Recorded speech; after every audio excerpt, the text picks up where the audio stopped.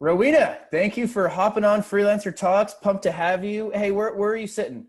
Oh, well, I'm actually standing at my standing desk, but I was sitting down a minute ago. Matt, I'm in Zaragoza in Spain, near the Pyrenees, an hour and a half from the Pyrenees, but I'm originally from Ireland.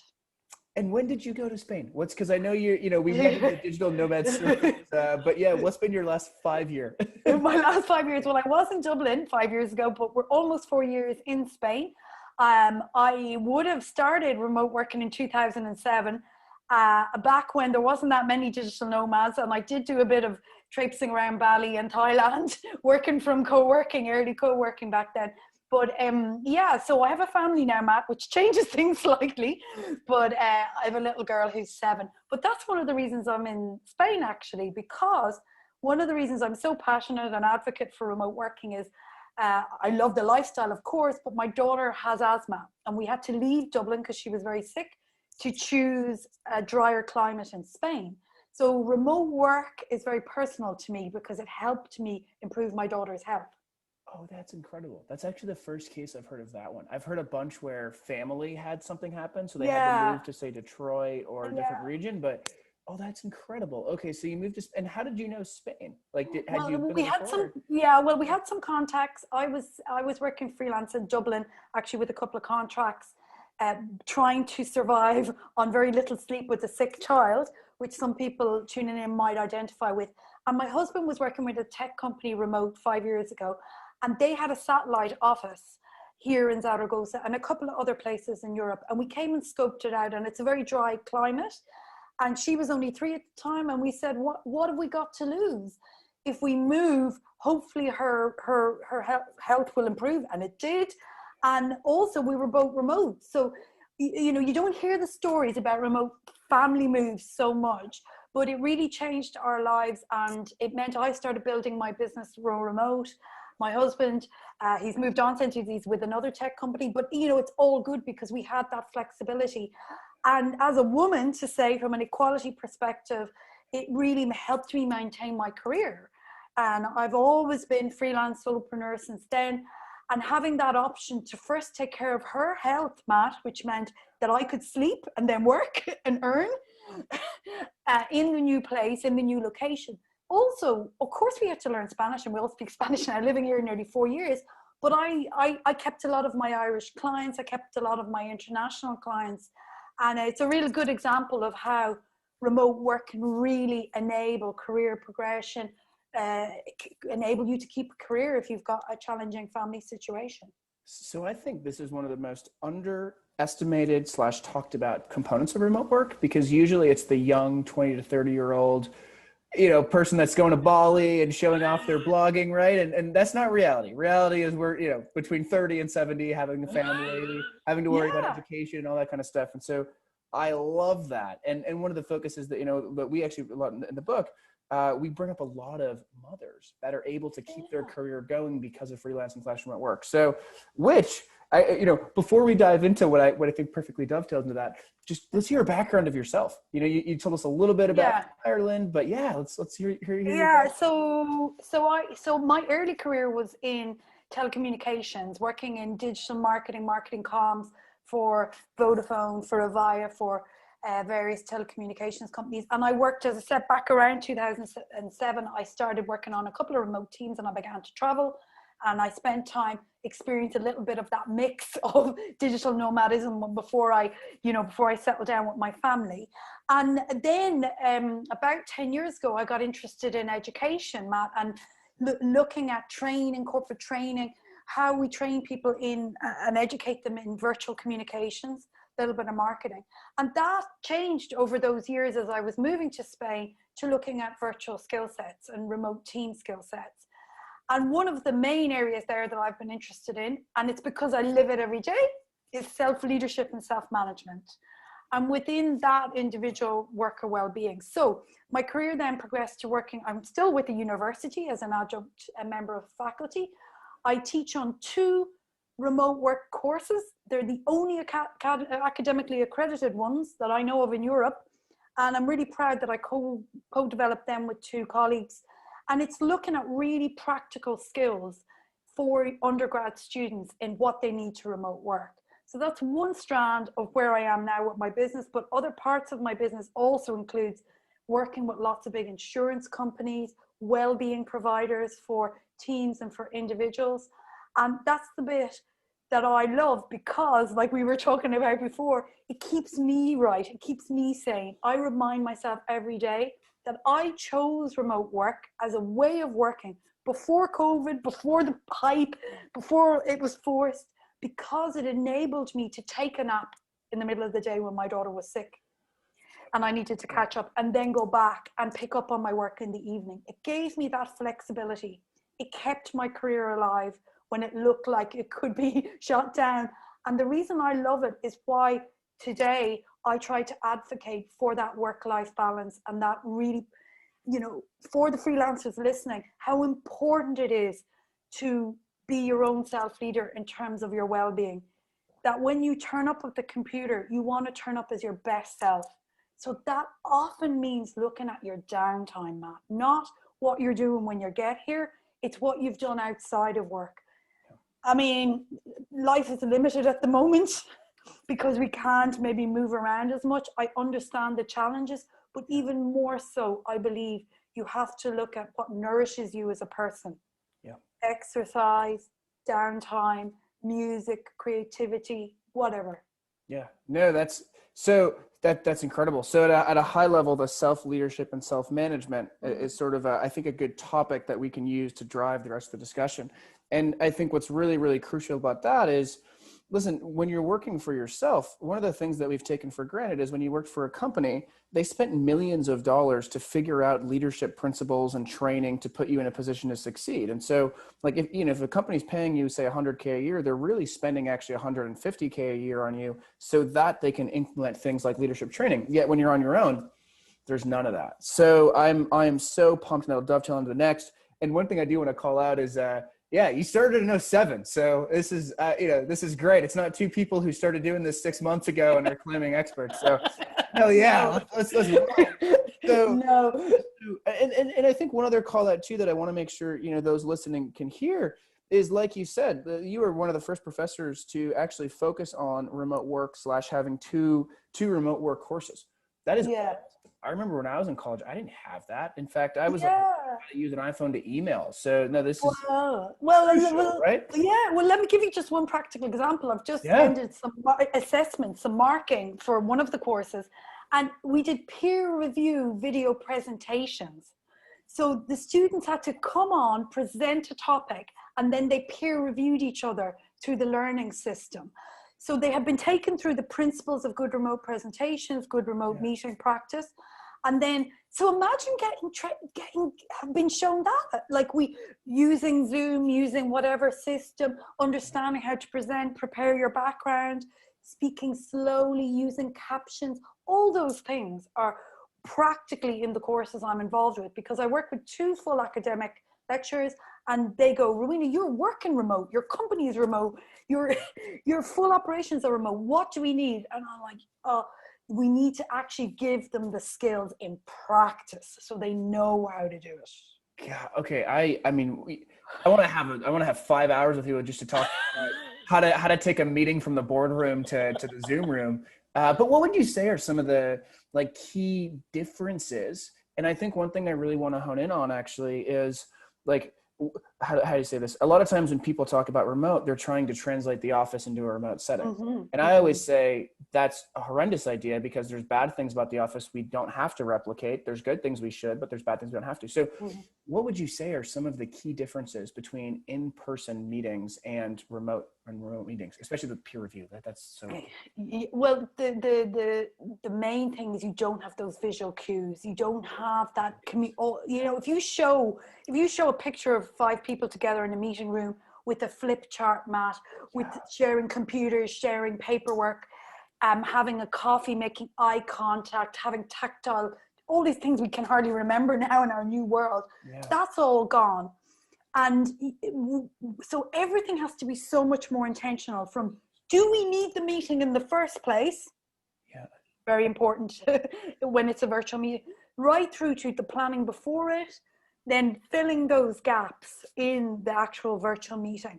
So have you written up pre-notes, for example, Matt? Have you shared information? Because again, in a physical meeting, you might go, here's the framework I want to present to you guys. And you just throw out a piece of paper on the table. We can't do that.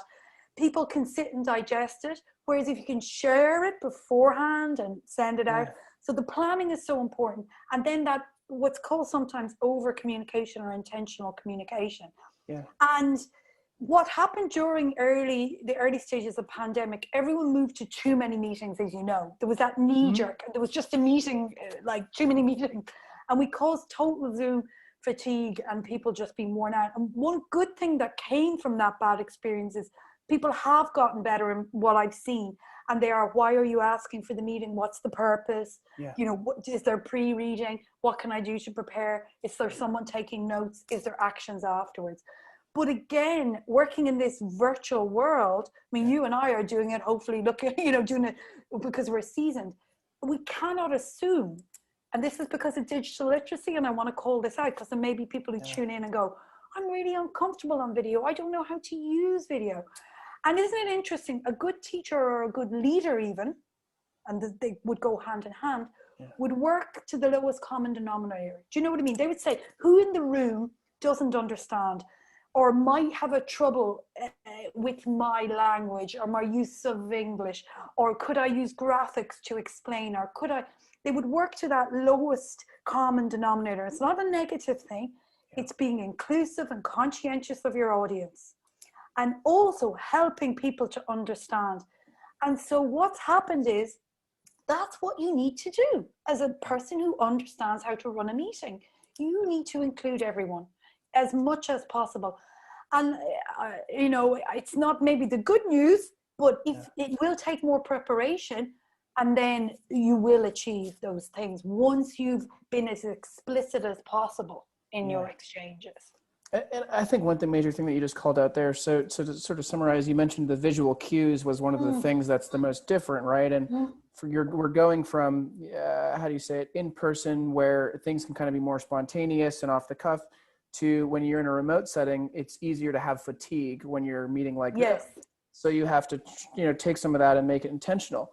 Now, I think one thing that you called out that is a huge, huge, huge difference is when you mentioned, you called it inclusivity, but I'm going to try to call it a different word because I think that word is fluffy and feel good. Okay, good.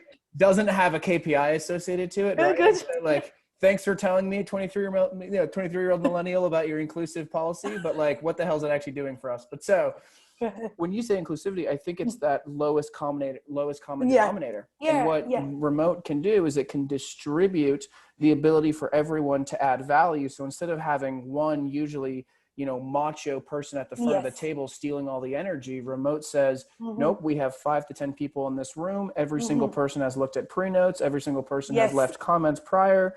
And one thing I love as a leader in remote settings is, you know, if you have that person who steals the air, you mute them.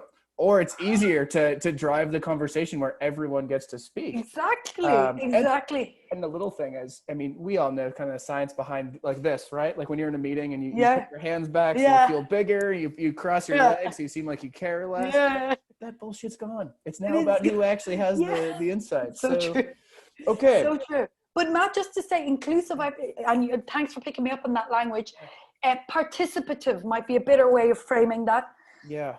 Okay, because I've heard that and I have used that otherwise and I love what you said there. And I've done this on a few projects recently, and I'm sure you've done it as well when you're leading remote teams. When you do a silent meeting and to review a document or to review a pack, and if you're interested, I have some good links on that because I was working with a client on that recently and training up a remote team who have onboarded and never met, and they loved that concept of silent meeting.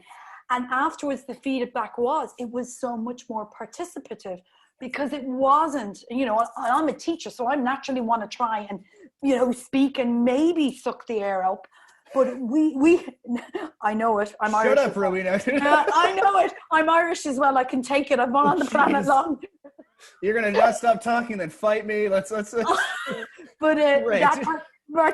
that the silent meeting is one of the ways to for people listening, is one of the ways to maybe change that dynamic, change it. And it's really, so thank you for reminding me on that. Yeah, no, and we'll include the links in the show notes and Yeah. on YouTube and the site. Yeah, and I think just to add one last point to that too is I think the greater thing that remote and freelance does is it enables individuals to do more with less. And so, the traditional path was you work at a company for 10 years, you can become finally a manager, director, you get your head count. What remote work does from a meeting perspective is it enables you, no matter how low on the totem pole you are, to be able to have more of an input because you're doing things like adding comments to the pre-notes or preparing in an intentional way, which is so cool. Because I think that's one thing when I jumped into corporate, I was like, wait, why is there this clear hierarchy? Like this is BS. Like, sorry, but this 15-year-old person doesn't know more than the 5-year-old person just because they look older. Yeah. But it can happen. But so let's dovetail into the next thing that you were discussing. And I think it was the downtime. Because we had a really cool meeting last week where one of our freelancers, she had tripled her income, but her her FY21 goal was to set barriers. So not I want to take more time off. It was I want to set barriers within the time that I intentionally spend off. So let's dovetail into what you discussed about this downtime. And I think the greater talk is going to be about sort of the mental health, mental wellness. Yes. About how to make sure that we stay on our game. We're not burning out more than just Zoom fatigue, but we're not, totally crashing. So so let's dovetail into how the heck do we stay mentally active, mentally ready, whatever. Let's dovetail into that. So I love you. I love you said there, you gave the example of one of your freelancers that because it sounds like she's come to that question from doing some goal setting, some value analysis, some goal setting, and having her revenue and all that, but then also looking, where's my work-life integration? Where's my full holistic being, my full holistic worker that also wants to enjoy the fruits of my labor, switch off, go in and actually spend family time, friend time, whatever floats, whatever works for you. And so it's really interesting because those values are important for us, just to say to people, and those beliefs, because I come across a lot of clients and companies that are far down the track when they've lost that vision. So if you're a freelancer listening, even if you could write down, get a pen and paper and write down why you're working, what you want, what you're, just even if it's to have the time to surf when we all, to have the time to read the books I want, to spend the family time. It's so personal. For me, given my personal story, Matt, it's to enjoy the time with my healthy daughter, for example, right? Yeah. For example, and that's been personal. That is like at the top of my list because I lost that time when she was very sick and had to sleep a lot and was not very present. So that's something that I live to every day. And with part of that, this is where this profile, your self-care profile, your downtime profile, your work-life integration profile, whatever you want to call it. For example, GitLab have the rest ethic program that they're using with all their staff, encouraging people to take the downtime and to expand out the downtime. Now, I have for everyone who joins in a very simple self-care, right? Personalized self-care profile. I filled in my one. It's a template, right, that I'm going to give everyone. You can print it out. And in here we go through, it suggests anyone can do it. I do this with clients individually, but it's my gift to everyone because freelancers really need to watch their own self-management, their own self-lead, because they're responsible for their income.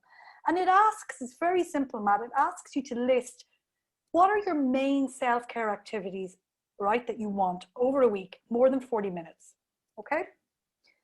And you can have on there your Pilates lessons, your swimming, your walks, your commute, whatever, right?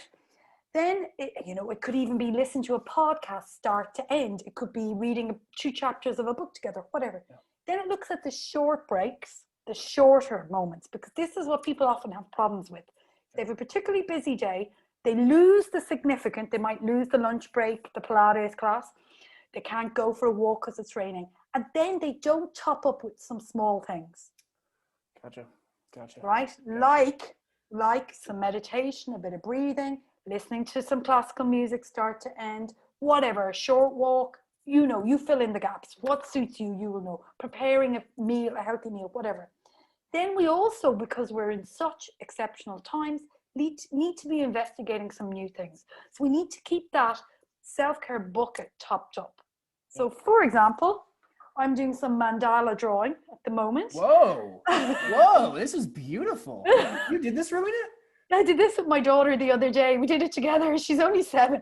So I'm not like, this is why I love this work, because I had to top up. We don't have that much. We've limited outside access at the moment. Yeah. And my daughter has started loving drawing. So we're doing this together. So any parents or even people sharing apartments or spaces,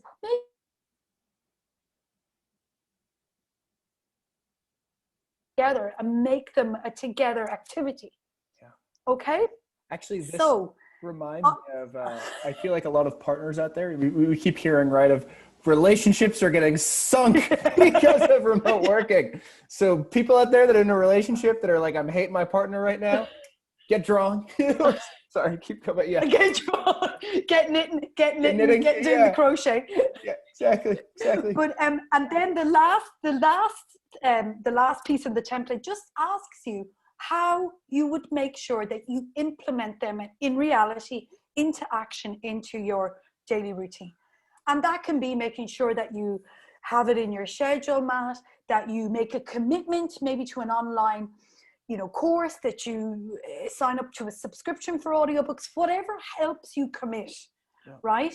Yeah. And stick to the plan. And that is like, there's so much out there on well-being, but trust me, that is the fundamental. And no one I have spoken to in these almost a year working with remote and home worker only on this stuff, no one has a perfect self-care plan. No one, when they're restricted with movement, with extra stress, has that. And it is proactive, Matt. That's what I want to say to people. It's proactive. And when people come to me and I do one-to-one sessions for insurance company and they say, I'm not productive when I sit at the machine, I don't ask about what they're doing at the machine. I understand what they're doing away from the machine. And often it is, they're looking at their phone, they're watching Netflix for 5 more hours at night. Their cumulative screen time is off the charts. Yeah. No wonder they can't concentrate, because they're not unwinding, Matt, from anything. So you mentioned, so I love that. So I actually took notes of, the exact layout. So step 1 is sort of write down the why. Step 2 is have a self-care audit where you have the what of what are those activities. And step 3 is sort of the how, which I love that framework, right? Why, what, how. So now what are some tactical tools? Because for me, I'm fighting with my calendar every single second. So on Sundays, I'm looking at my calendar saying, these are the top 5 things I have to get done. This is when I'm plotting it out. And I actually would say I fit like gym and, those kind of things into my calendar. But so what are some tactical tools that you've seen really, really help with this? So if you have a day where everything hits the fan, Matt, you have to have a plan B and then a plan C. Okay. Almost need to have the triggers in place so that if you know on a particular day that you didn't get any self-care, that you missed maybe the gym, that you had a particularly stressful day, what is it that you can do those smaller things, right? And so, is there 3 things of 10 minutes that you can do that you can answer me tomorrow if you had a really busy day? Gotcha. 3 short activities and all of them away from a screen, ideally. And not many people can answer that straight off the cuff, because most people say, well, I look at my phone, I read the news, all right.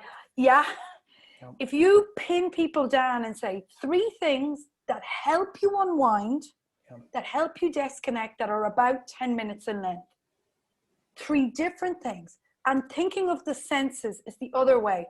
Listening, feeling, hearing, jogging a memory, maybe looking at a photo album, maybe, good things that actually boost your mood a little bit, but are more about disconnecting fully from technology. And that's the bit that when we dive in and go into the detail with people, I've found that they need to look at that in more detail. And it might be the case that you need to do a little bit more intentional journaling, that you might want to say, I'm going to listen to an album, half of it, 4 songs, 5 songs, but listen to it, not be typing at the same time, not be. So does that make sense, Matt? It's the quality of those activities. So constantly having a plan B, plan C, and I think both a plan B in regards to more of a day, but also those micro like 10 minutes. And I think it's almost like it's like classically having your toolkit, right? And one of the things is understanding what are those cues that are positives or negatives within the toolkit. So like a negative in my toolkit is Uber Eats. It's so easy. You just light it up, you get some cookies, like it's awesome. It's way too easy. A positive would be like the gym. Now, if you're sitting there and you're all burnt out and you're like, gym, Uber Eats, what do you think's going to happen? So what are some controls that you've seen people put in place to make sure that they stay along the right path? Okay, so I've seen people build in accountability. Aha! I was hoping you'd say that. Okay, tell me more. So I do direct mentoring with people to look at these healthy habits, and I help them be accountable through booking sessions with this, which they pay for me. But I help them be accountable. I also help them with the intentional mantras they use in the morning or intention setting. Okay. And like 5 minutes at the start of the day, 10 minutes on a Friday morning, Matt, where you are religiously booking your next week self-care into your calendar, right? Yeah. With maybe reminders to take breaks, with maybe a sticker on your machine that says, do not order Uber Eats, Matt, right? I do that. Yeah. Right. Okay. But then there's a point of self-responsibility, and that's into the self-leadership, self-management theory as well. You would help to empower someone, maybe build in accountability, talk to them about maybe other positive supports in their network. Could they reach out and say, brother, sister, friend, could you help me for 1 week to make sure that I take accurate breaks? And can I check in with you to hold further accountability? There's work we could do on visualization as well to try and help that. Accountability helps, scheduling helps, writing helps. But also, if someone is being honest and authentic with you, Matt, and you have been already, you know where your flaws are your little downs, right? Your negs. Yep. And at least you know that. So I have to compliment you on your self-awareness. So then the ball would be back in your court. If you can know those and identify them, it is literally just a matter of will. And I'm not underestimating or saying that's easy, but it's a case of then saying to yourself, do I really want to change this? And what would be the benefit? So the other process that maybe a mentor or even a psychologist would take you through possibly is really feeling through the benefits of if you went to the gym over ordering Uber Eats. Yep. Yeah. Yep. And so there's some hints, but it's quite individual because most people come, and particularly if they're mature remote workers, they'll know their downsides. They'll know the negatives. Which actually, so it feeds back into that why. Right? Because like you mentioned, like you a little tidbit of a sentence of if you don't want to do something, you're not going to do it. And if you really, really want to do something, you're going to do it. So if you haven't aligned why you're actually working remote or as a freelancer, all these controls and plans, they won't do shit.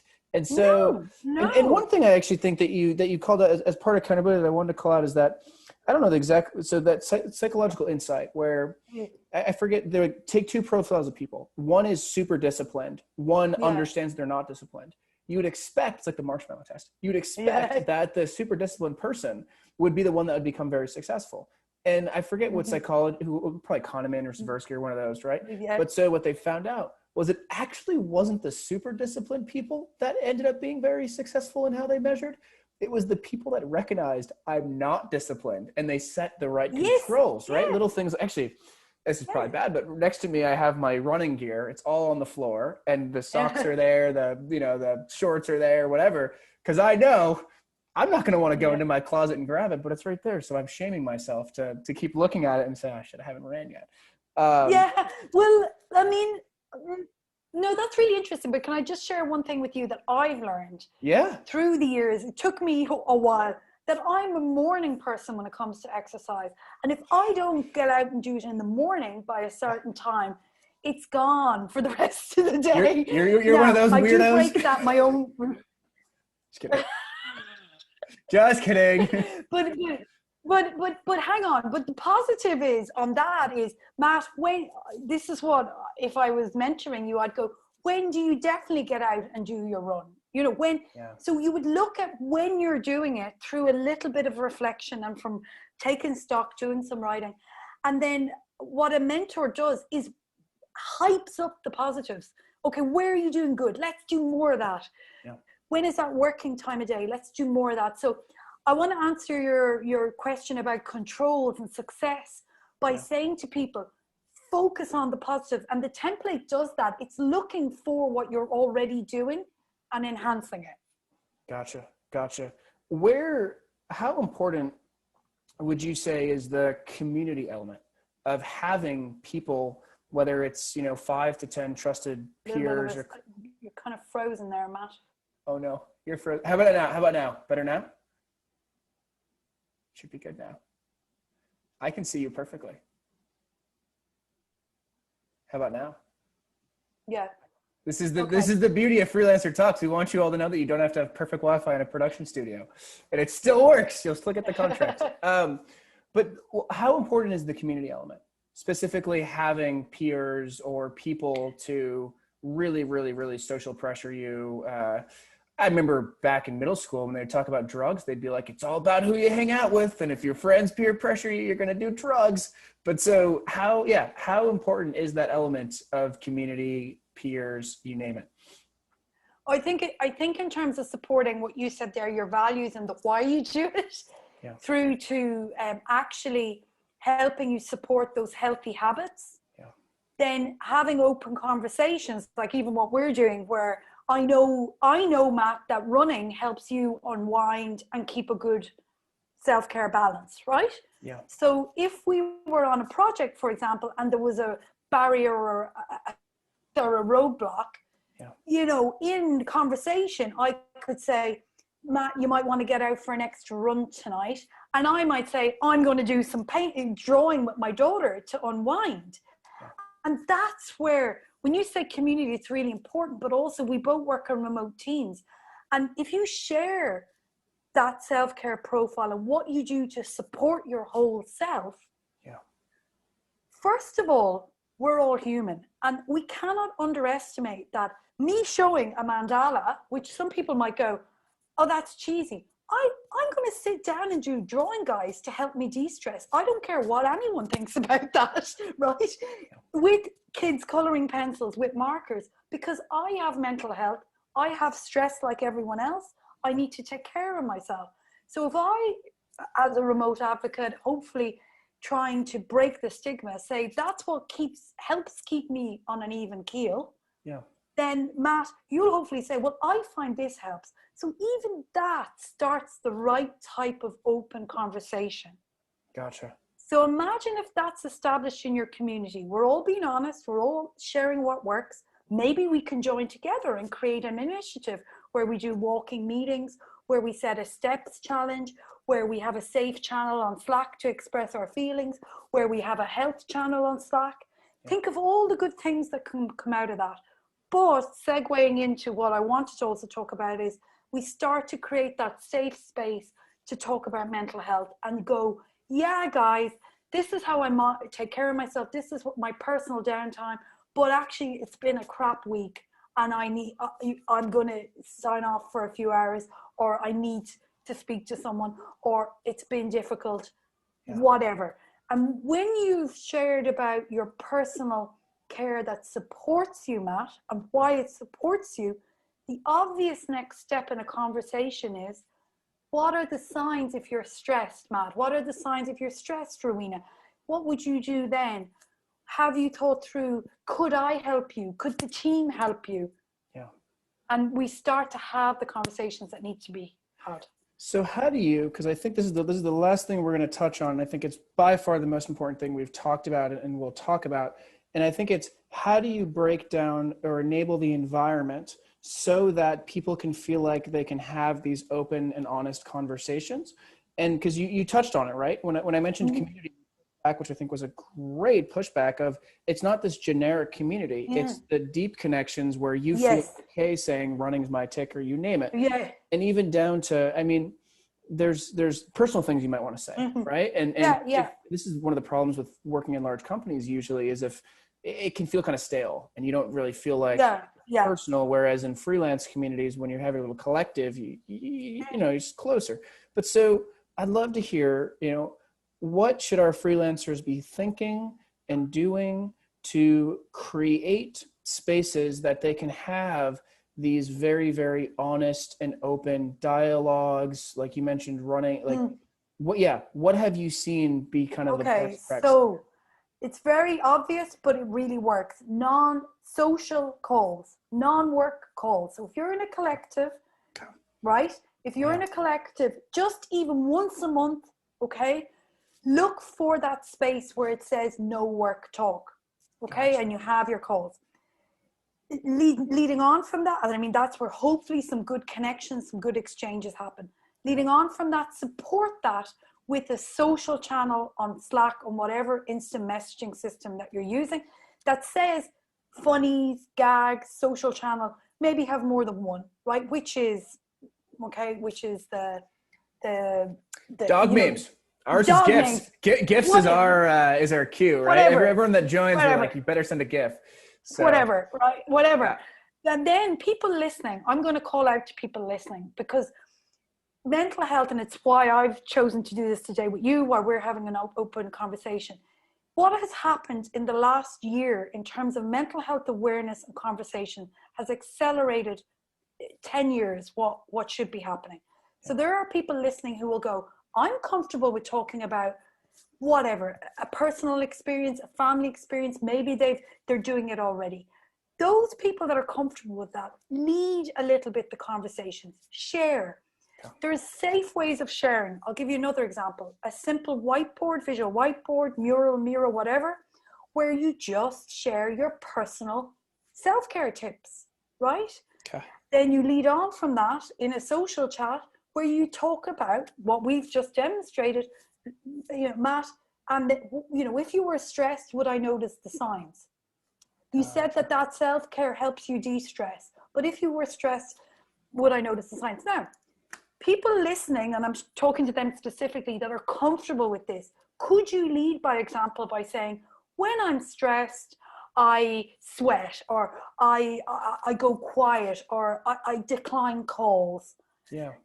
Even that little piece of sharing makes it okay for people to go, oh, I know what you mean. I disappear as well. When I'm stressed, I would like my own space. Or when I'm stressed, I'm overwhelmed, so I pull back from all comms. Or when I've had stress, this is what's happened in the past. So I just want to flag it so you can understand me better. Now, some people don't feel comfortable with that, but we've gone the full circle, Matt, to when we would all sit in a room and you would look over and you would see someone with the bags under their eyes, with the posture down, and you would turn to them and go, you're looking a bit tired today, mate, or what's going on? And they would go, oh, the baby was up for the last 5 nights, or I'm having stress. And we have to be more intentional to fill that gap and to open the conversation. And the thing is, because virtual and remote can be more participative, we can actually make the conversation as it grows a better conversation. Gotcha. I really believe that. Gotcha. So in terms of the things I jotted down was, you know, in terms of how to create open spaces. So number 1, no work calls. Love that. Yeah. Number 2, no work channel. So like a fun social channel. Yeah. Number 3, you mentioned like whiteboarding, collaborating, but I think it's like getting deep in the weeds together. And then I think number 4, which really glues it together, is being open on cues. So if you knew like this is this person's cue. Now I have an interesting question, and I don't think there's an answer to this. Similar to the placebo effect in psychology, right? You give 100 people a drug, 50 are on a placebo, somehow 24 don't actually, you know, it didn't work, but they think it worked. Have you noticed a uptick in, because we talk about it so much, people actually getting mental illness or depression or anxiety? And what I mean by that is, you know, the bad side is the 50 years ago, and this is, I guess, this is a manly thing, right? Is you get out of the mill yard, you're pissed off, but the person just tells you, suck it up and show up tomorrow and work hard, right? That's the too bad side where no one has feelings. But have you noticed sort of a counter effect where when it becomes more open, apparent, and everyone's talking about it, that there becomes people that were okay, but start to get a little more anxiety or a little of a placebo? Have you noticed that? I tell you what I have to say here, and this is just like mental health. So I'm not I'm not a psychologist. Yes, here's the disclaimer. Yes. Here's the disclaimer, right? If you came to me with, and I have a lot of mentors in certain services, we have a way of doing an audit or a review with you. And if you need serious mental health support, we refer you on, right? But mental health is different to mental illness. Really different than the language. Gotcha. Okay. So people don't realize that. And the term mental health, so if you say to me, are people more aware of their mental health as in, I'm a little bit stressed today, right? Or I have a bit of anxiety over that big event coming, or whatever it might be. That is being aware of your mental form, your mental health form. Okay. Mental illness is a totally different thing, Matt. Yeah. I'm not an expert on it, but I have done my mental health first aid. I was hoping you'd share that. Yes. And it's something that's worldwide available, which means that you are able to help and be a first point of contact for someone under mental stress, possibly leading to mental illness, who are starting to have signs like, heart, because sometimes people have physical signs, sleeplessness, insomnia, raised heart rate, etc. And the thing is that there is checklists and supports that you will go through with those people. So I hope I'm answering your question, because I think the awareness has brought more talk about it, and maybe a little bit more, what's the word, sort of, I've got a condition, or maybe a bit of that, of course. But is that a good thing in the long run? Yes, because I would rather people speak about it, because if we don't speak about it and start to acknowledge this, we can't proactively catch it and go, all right, you're just stressed. You need to take a day off work and go and do nothing for yourself, or you need to stop working nights next week, or whatever. And that maybe, as you said, if there's open conversation, one of your colleagues might say, Matt, you're burning the candle at both ends. Get offline, right? Go and run for the next 5 nights or whatever. And that, I have that in my network. I have those people who'll call me out. My husband does it if needed, and I do it for him. But because we're human, we will occasionally break our own rules. But the point is, that's the framework that you can put in, that you can try and keep to your own framework, your own rules, your own routine where you can. Yeah, no, I love that. I think the glue that holds that together is, we can recognize it, but you are saying, I have the tools and tactics to actually help that. And I think it's, and I teach it at a university once a semester, and I have noticed there's a rise, and it's kind of like a badge of honor. Some people, they'll be like, I have depression, I have anxiety. Cool. This is going to fix it for you. It doesn't excuse you to be an a-hole or to not be your hole, right? So I think what you do is you plug the hole from, look at me, everyone, I have depression, to, we're sorry, but here is the tactical ways to get out of it, because we all have depression and anxiety. We all, like, life. We've all, like, it's life. If it's a very serious condition, schizophrenia, bipolar, of course that's different, or severe depression or whatever. But that's where doing the training, if you're listening and you're interested, doing the training or educating yourself. And also, like, I have to say, at the moment though, Matt, some of those people wearing the badge, if they're slowing down and still taking care of themselves, that's the most important thing. And then secondly, too much talk is not a bad thing, but I think this type of language will calm down. It will become more understood.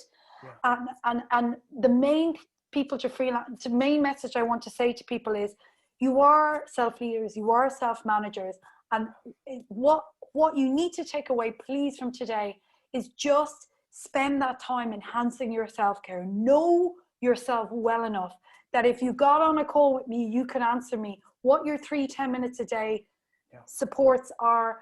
Start to build it out and be advocates in your collectives, Matt, in those collectives on venture.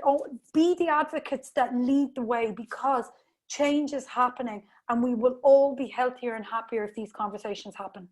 I love that. That's the final quote to sail off into the sunset. Okay, you ready for the rocket round? You're going to have 3 questions. You only have 10 seconds to answer each. Wow. You ready? You nervous? Yeah. I'm nervous because I kind of forgot the questions. Okay, ready? Favorite movie? Wolf of Wall Street. Really? I would not expect that from you. Well, there's always some gleaning insights. Wow. All right, sweet. Wolf of Wall Street. Favorite book? Favorite book? Oh, that's a difficult one. I want to answer the first one again. Gone with the Wind. Gone with the Wind for the first one would be better, actually, because that's really. I'm keeping Wolf of Wall Street. Sorry. No, you're keeping the chest pumping. Wolf of Wall Street. Favorite book is the one I'm writing. Ooh, that was a good plug. Nice. Give us some links. We'll put it in the description. Okay, last question. My favorite one. Favorite animal? Meerkat, definitely, every time. That fits you perfectly. That is so perfect. Rowena, thank you so much for hopping on. Thank you, Matt. Can't wait for our freelancers to meet you. Lovely. Thank you so much, Matt.